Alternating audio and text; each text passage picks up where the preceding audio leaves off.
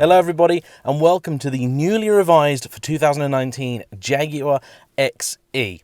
It's been one of those days that hasn't quite gone to plan. I was intending to give you a nice introduction outside the car and a big old walk around, but it is both freezing cold and extraordinarily windy out there, despite what it might look like. I know it looks nice and bright, but it's a very typical biting British winter day. However, with this being a new car with a lot of new features, I thought I would give you a proper introduction and walk around, so forgive me if things are a little haphazard, but I wanted to do the best job that I could. As many of you will already know, I have recently done quite a bit of work with Audi, and that includes attending the launch of the new A4 and S4. And that really is the market segment in which this car sits.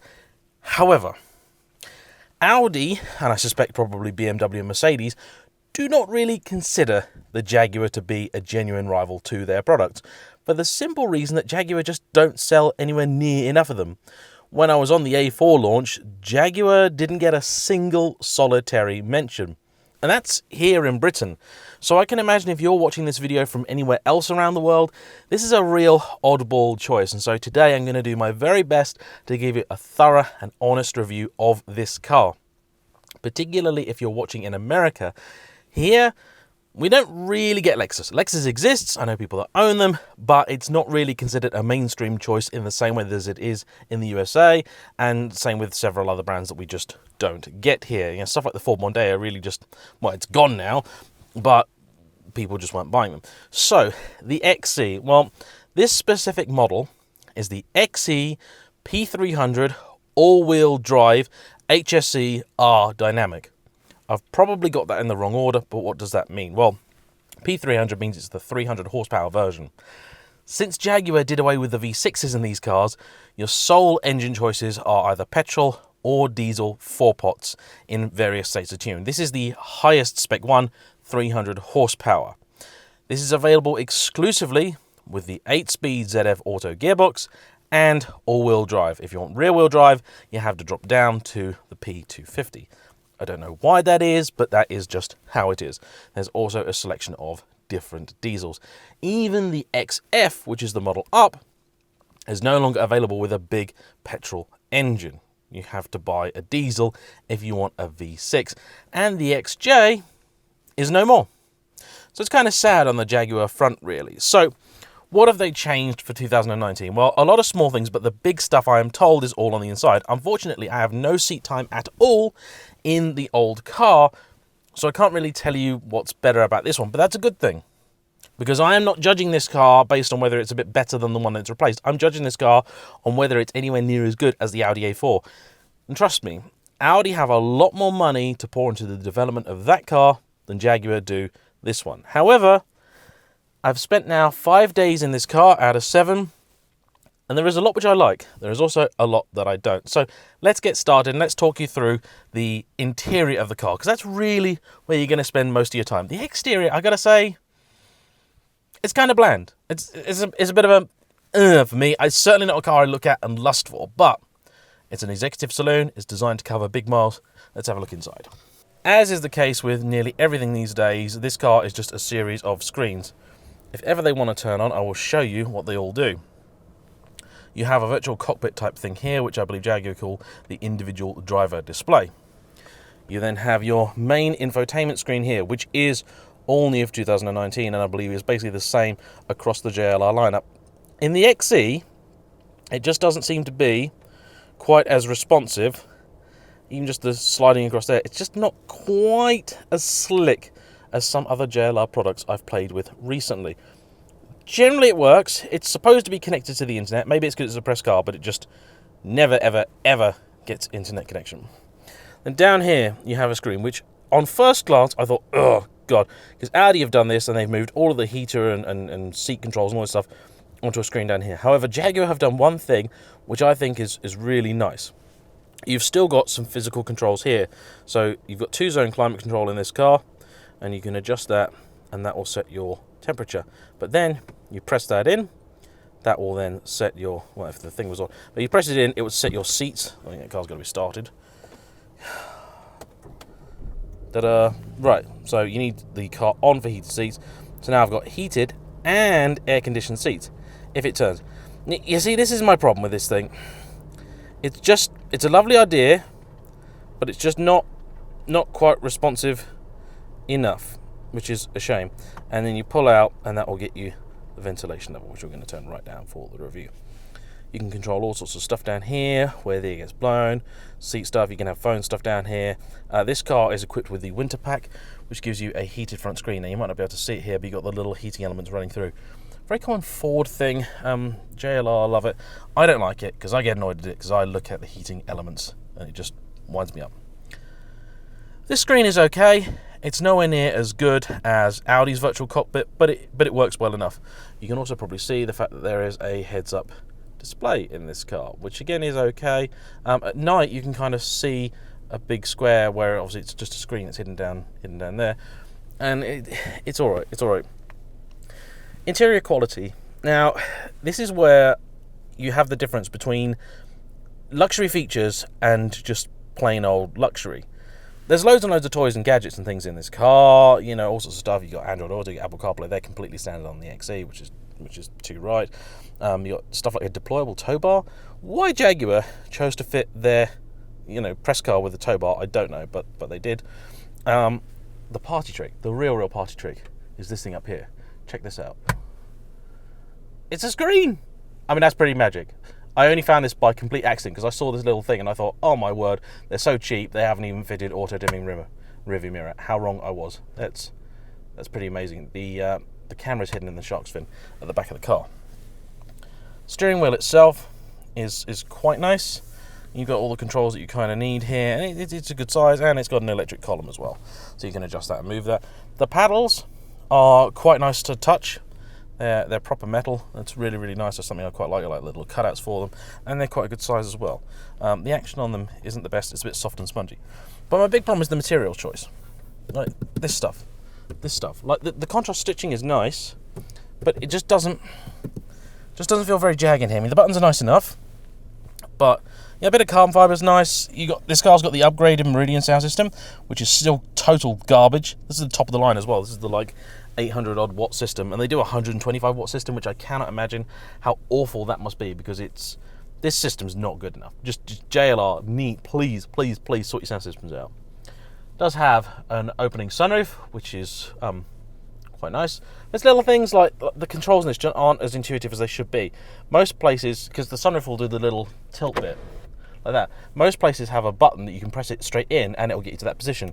But this one, it's not. You kind of have to press it like that, but if you don't press it right, you'll get it wrong. So then that will fully open. Ta-da!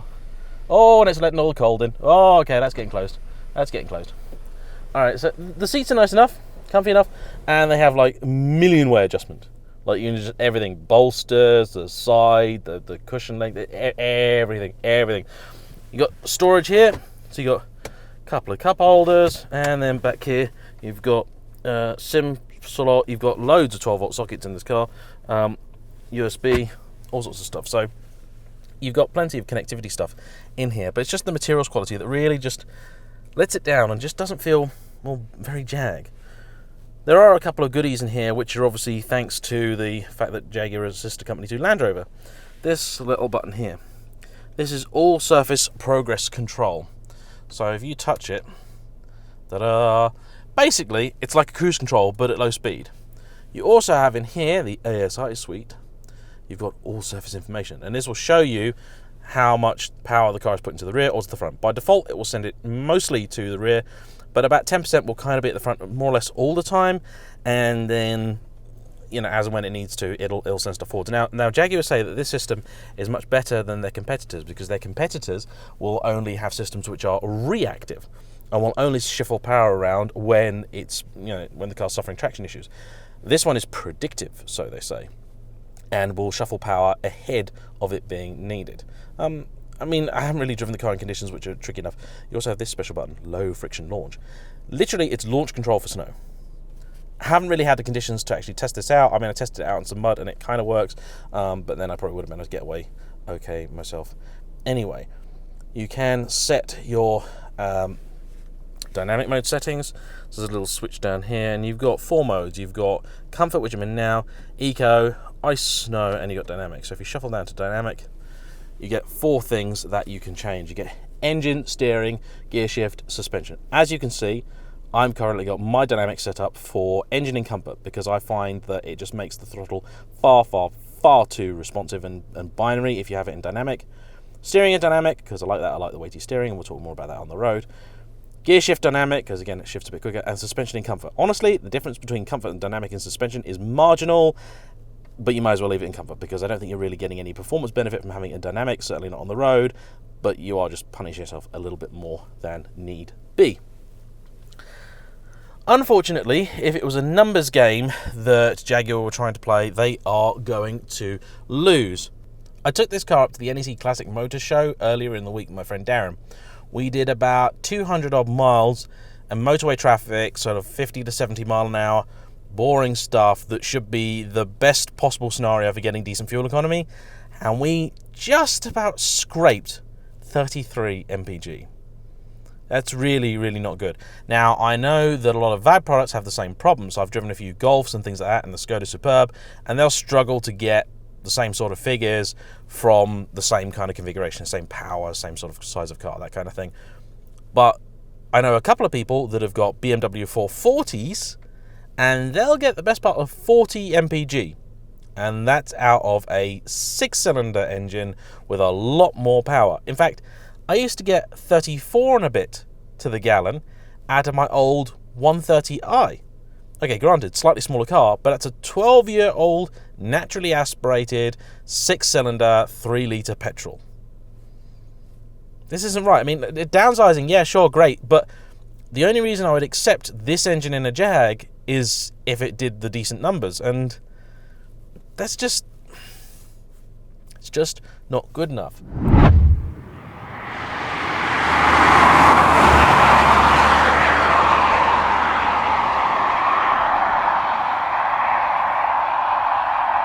It got worse yesterday too. I took the car out for a brief drive and the entire centre console decided to freeze. Nothing wanted to work. I couldn't change the aircon or heater settings. I couldn't set the nav. This whole screen was just stuck on the Jaguar logo. Tried to turn the car off and on again and nothing was working. I had to leave it parked up for about half an hour and then it eventually obviously turned off and cleared itself, but that really shouldn't happen, especially when you consider the fact that this system is common across the entire JLR range. At low speed, the engine obviously gets the car moving, but doesn't make a very nice noise. The gearbox works well enough, as it ruddy well should. The brakes are far too heavily servoed. They work well enough, but when you're acclimatizing to the car and driving around town, it makes it far too easy for you to snap the neck of your poor passengers in the back. They incidentally do have enough room. I put my friend in there who's about 6 foot, and he's fine when sitting behind himself, so it's not too bad. Boot space is okay, but not great. And another one of the car's options is that electric boot lid. That's one of the ones that I probably would go for because it's quite nice. You can both open and close it from the key fob. But the ride on those 20-inch wheels, another option, just... well, it's not good enough. I don't know why they're options on the car. They look okay, but the tyres are stupidly low profile and it just makes things at low speed unnecessarily bumpy. And I talk about options because this car does have quite a few of them. In fact, if you tally them all together, this car has £10,000 worth of options on it. And that shouldn't really be possible for something that is the top of the range already.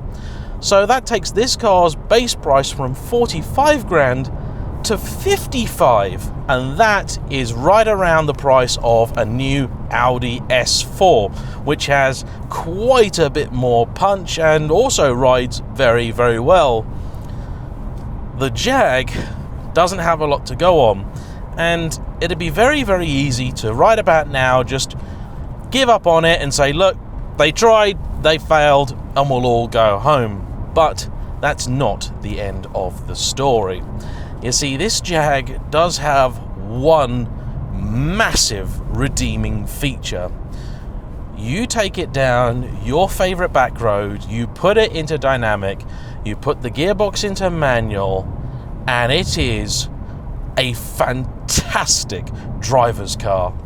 This might be a 1700 kilo executive saloon, but nobody's told it, because this thing drives like a hot hatch, and a good one. I mean, this is a far more engaging drive than any Golf that I've ever been in. This genuinely is up there with things like the Hyundai i30N, the Honda Civic and the Renault Sport Megane for driver excitement and involvement, even in these pretty crappy and awful conditions. I mean, it's only a few degrees out there and the roads are wet. This car is just a hoot. You can feel that all-wheel drive system working really, really hard to keep that mass in check, and you do have to have your wits about you. The engine is quite a bit more interesting than the unit that VAG are currently using, which has a very, very flat power curve. This comes alive at about 4,000 RPM and means that you can actually really work it, use the gearbox, and it becomes actually kind of exciting and involving. At really low speed, this kind of stuff, you can feel the all-wheel drive system kind of clinking and shunting about and doing its thing. It's like driving a proper 4x4. And it makes a nice enough noise, but it's just not really the right noise for a Jaguar. When you're doing such average fuel economy figures, I really don't understand why we can't just have our big engines back in this car. Jag used to offer this with the same V6 that was in the F-Type, and that is an engine which I am not at all in love with. But there's clearly room for it at the front. I mean, that engine bay has the biggest plastic cover over the smallest engine I think I've ever seen. We know big engines will fit up there, because if they didn't, the Project 8 wouldn't exist. The engineering under the skin of this car is actually quite impressive too. The chassis is pretty much all aluminium, which is very nice to see, and it's got double wishbone suspension at the front, proper, and it's got something Jaguar call integral link at the back, which I think is some form of multi-link arrangement. It all works really rather well, because once you get beyond about 20 or 30 mile an hour, the ride transforms from being a little bit choppy and unpleasant to very supple, very pleasing, and almost Lotus-like, which I know is something quite remarkable to say for a big old executive saloon car. The reason I asked for an XE from Jaguar was because I really wanted to find out just how good it actually drove. I've seen in many road tests of the car that it falls short in comparison to its German rivals in most areas, but bosses them in terms of driver involvement. I knew it was going to be alright, but I really didn't expect it to be quite this good. This is just genuine pleasure. I honestly believed that the days of a normal saloon car as a proper driver's tool were, well, gone, basically. This thing is a real treat. Although it doesn't have the firepower of the Audi S4, from the limited experience I've got in the Audi, this is certainly the more engaging drive, and although the Audi actually rides a little softer, this is a bit better controlled, and crucially, the Audi suffers from a criminal amount of turbo lag. So although it's got the big numbers, it doesn't deliver them very readily. This gives you the performance that it's got, well, a little more happily.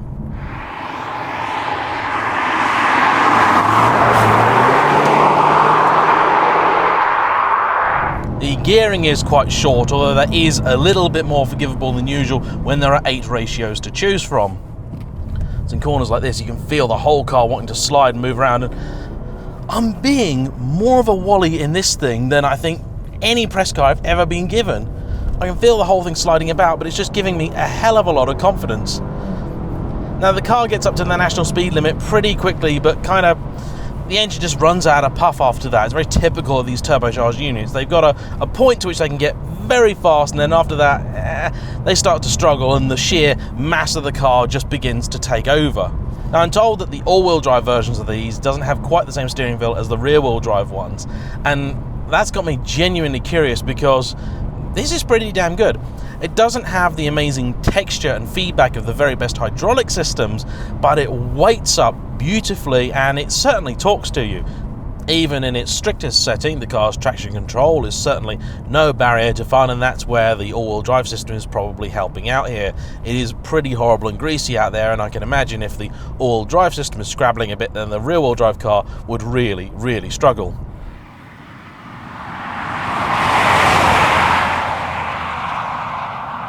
So I suppose on balance, yeah, the Jag is a difficult car to make a case for if you're trying to be logical and sensible about it. It's got all the features and things that you would need, but there isn't really anything in here which goes above and beyond what you can get basically anywhere else. However, it does have all of the important stuff and then some if you want to use this as a daily driver. Its USP is just how well it drives. I haven't driven the current generation BMW or Mercedes, but I have got quite a bit of seat time in the Audis. And those are a brand new platform, whereas this is 5 years old now.